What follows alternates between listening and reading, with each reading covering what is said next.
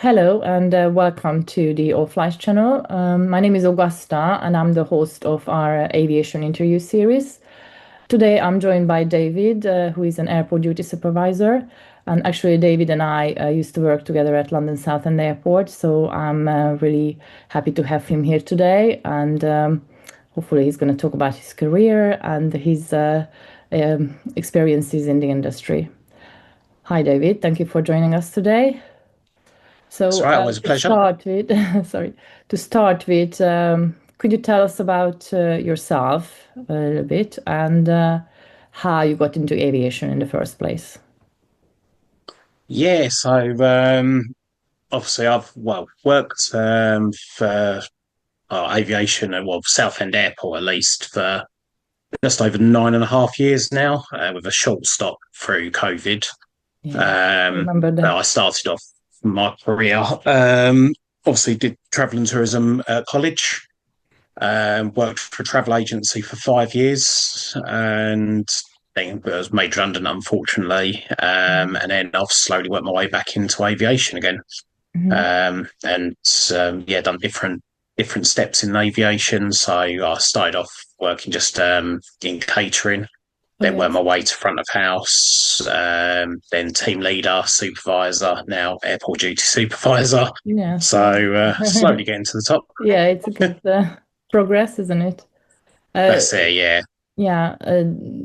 Would you be interested in going even higher? 100% yes. Okay. Yeah.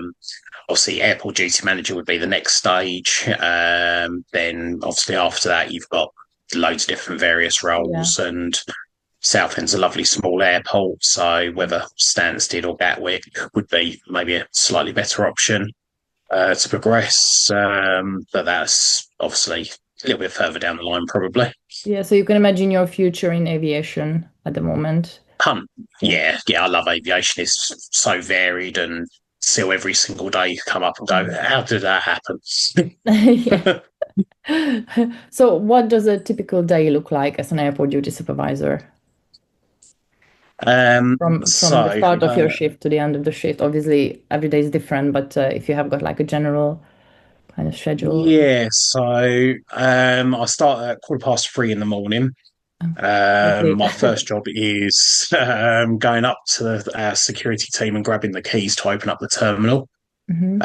So making sure obviously everything is good for the morning, and then brief the staff for the morning as well. So get check-in ready for open at 4 o'clock Hmm. and make sure they're all okay. Um, then go around to board the flights, normally around 5:30, to get all the walkways, gates set up, ready for the morning. Normally have an average of 3 flights a morning, so nothing too strenuous. Hmm. That start from 6:30 in the morning, and then just throughout the day, just making sure check-ins are okay, boarding okay, arrivals are all okay, and yeah, all our PRMs are being treated and looked after, and along with various meetings throughout the day. Hmm. Hmm. Um, Obviously, checking up on the train station as well. It's also a part of the train station at Southend Airport. Hmm. Um, that's if I'm on an early. If I'm on a late, it's basically the same part of the day. Just the opposite. I have to lock up the terminal at the end of the evening. Yeah. So normally start off early, depending on when the last departure is. Then close the arrivals end, obviously around midnight when we close Hmm. the terminal up, ready for it to be cleaned, ready for the following day. Hmm. Right, so it's quite kind of we have got quite different areas where you have to kind of follow all the rules and the safety and the passenger side of it. So it's all different aspects, isn't it, of the job? Yeah, yeah. Basically everything to do with passengers is what Mainly we're in passenger. charge of. Right. Yeah. I Yeah, see. all Okay. the fun stuff. And do you have an interesting story to share from recent days? What was quite unusual or there was something unexpected? I'm thinking of obviously any kind um, of delays or cancellations or any kind of yeah, obviously we unforeseen. always get delays. I had last week where we boarded the Tenerife flight. Yeah, I'm sure it was Tenerife. No, Paris. Sorry, Hmm. and got everyone on board, and I'm boarding another flight. Then all of a sudden, just get a radio call going. Going to get everyone back off the aircraft due to tech issues. So got everyone back off, and they had to do a tyre change. Oh So dear. Yeah. and yeah, obviously it's So an hour and a everyone had half to to do a get tyre off change. and then, yeah, Yeah, had at to get the everyone back terminal. off the terminal. Yeah, deboard everyone, and then yeah, when they're ready, reboard them back again. But yeah, about an hour and a half to do a tyre change on an I was gonna aircraft. ask how long it So took, so it's not too bad. It's not like it's hours, because passengers obviously wouldn't be happy. that's it. Yeah, and at least they could see what was going on as well. So it wasn't like when you say like there's a tech issue and they go, "Oh, what's going on? What's broken on the plane?" At least it's like, well, it's a tyre. You can see that. So Yeah, it's yeah, quite nice. So at yeah. least there's nothing It major. was visible, so the passengers could see, and yeah, That's it. Yeah. it Yeah. wasn't. So at least they see it working and watching. And there's like, how long is it going to take? I was like, well, you can see them. It takes a while. It's not exactly like a car where it's a lot smaller. Yeah, and they at least they can be reassured that it's for their safety as well. So that's Oh, that's it. Yeah. positive. Yeah. Yeah. Yes, I know. But yeah, that was only last week. So, yeah, we do get the odd few delays due to late inbound aircraft where they picked up delays throughout the day, obviously which you're aware of, and then get the overweight aircrafts as well. So because our runway is quite small at Southend, if they hit, depending on like wind and all that sort of issues that we get, sometimes we get overweight aircrafts where we have to offload people. So I Mhm. think 2 weeks ago we had to offload about 12 people due to overweight aircraft, Yeah. which we transferred them to, I think it was Gatwick and Luton for the next Mhm. available flight. Yeah. They get obviously compensation, Hmm. which I think was about £350 per person. They just flew out a few hours later, really. Okay, that sounds fair. Fair enough. Yeah. Obviously, you haven't had anything major because of the weather recently. It's more like in the winter, isn't it? And you have got Yeah, extreme luckily at the weather. moment we should be okay for a few months. Just wait Yeah, for the winter to hit. But as it's England and it's rainy today, it should be fine. it's also raining here. Oh, really? Yeah. And I don't know. I was wondering if you can tell us something about behind the scenes, something what you think passengers might not know, and what's happening behind the scenes, thinking about security side of it or the luggage side of it. What do you think would surprise people most about the operation? Like how things, Um, work or I think a lot of people, when it comes to passports, they don't understand the passport rules a lot of times. So right. um, there's a lot of issues where people turn up and they don't understand the 10-year rule. So sometimes a passport, like the old red passports, um, they gave extensions on the passport. So it might be, say, 10th of January and it was issued 2016, but Mm-hmm. it doesn't expire till 10th of December 26. Right.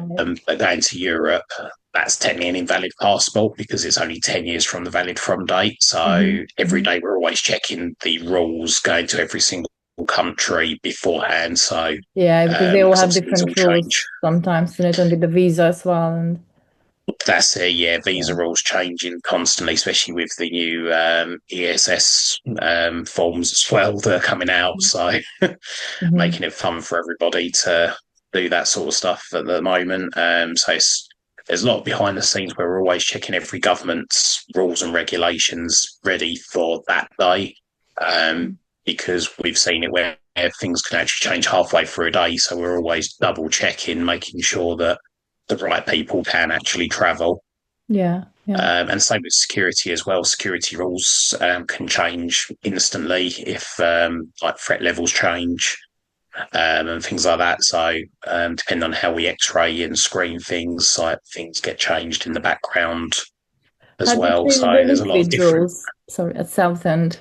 Yeah, so we've got the 2 litre machines, Yeah, so we can take yeah, up to 2 litres per person. Electronics can stay in your bag, yeah. so that's made our security a lot easier and quicker Yeah, to get through as well. I can So imagine. it's a massive game changer.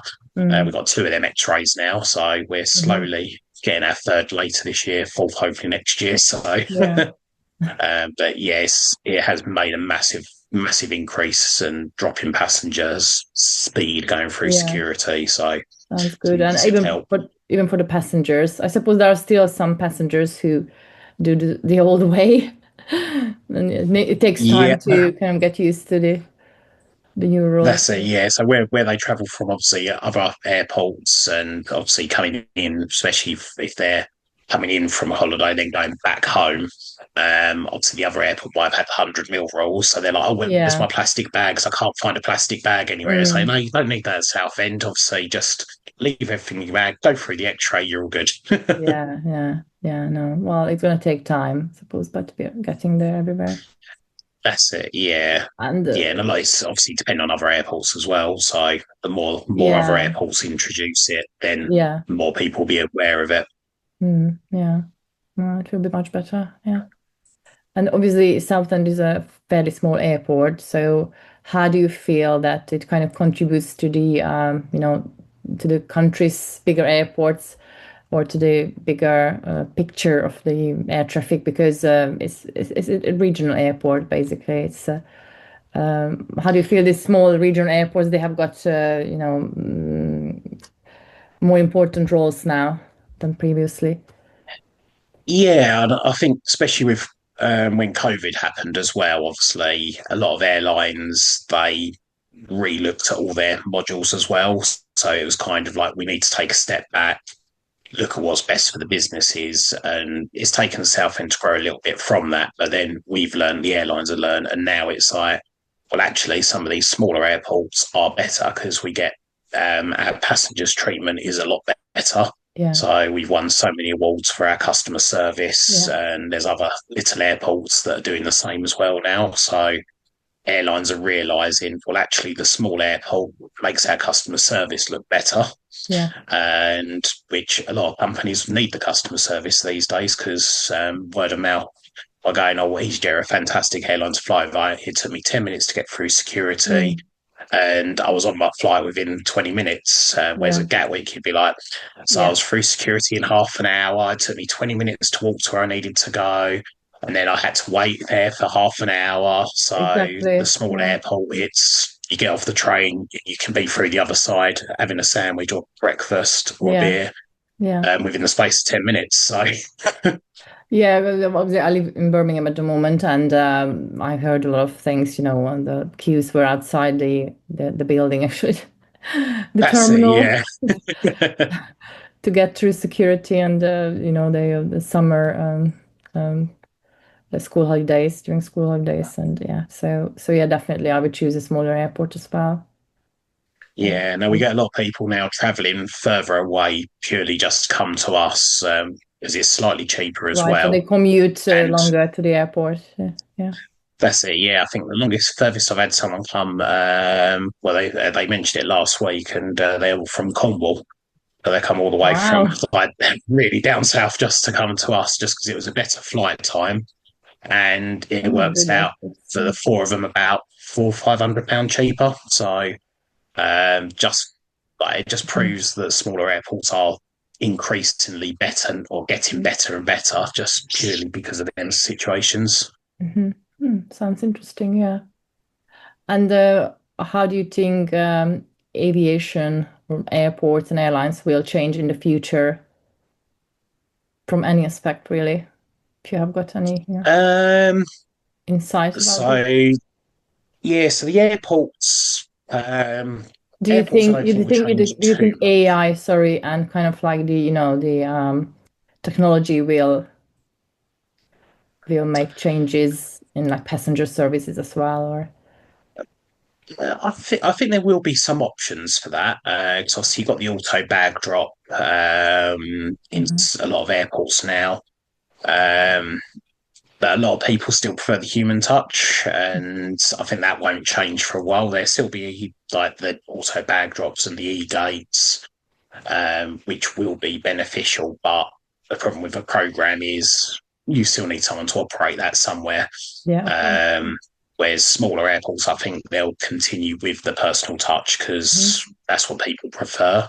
Yeah. Um, Obviously, with the airlines, obviously, we're starting slowly getting like new A320 Neos, so they can go further. So we've got flights now to Turkey, obviously Tenerife, where we never used to fly to, just because it was Mhm. just too far for the aircrafts. Whereas now we've got like a 4.5 hour span for our passenger jets. Mhm. So Mhm. things like that, I think in the near future, possibly we can maybe get to like New York and things like that from like our little airport, and hope that'd be a massive game changer for things like that. And Yeah. if the airlines are smart with that, and technology's bouncing left, right, and centre now for engine sizes and Mhm. things like that. So I think as soon as the airlines are able to do something, then we can adapt to what they need. Mhm. But yeah, that's slowly getting there for that. Yeah. So let's hope that, technology and the human side of it can all work together and make it more efficient.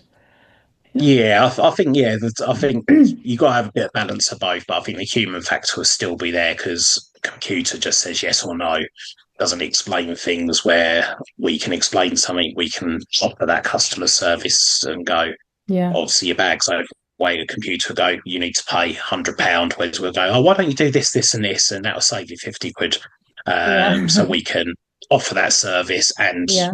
obviously help passengers out. So whereas a Mm. computer's just yes or no, Mm. basically. But Yeah. that'll probably change, but I, I think it'll take a while for that to Yeah. That change might too be the much. case. Yeah. Yeah. Yeah, Well, thank you, David. I think I've got all my questions and answers. that's all right. So thank you for having us today, and we might chat again in the future, Yeah, especially if definitely. you Yeah, if you no, I'm get always happy. promoted, then you That's can it. tell us about the new role. That's it. Yes. Yeah, I might be Thank, bored by then. So thank you for today. that's all right. Thank you very much as well.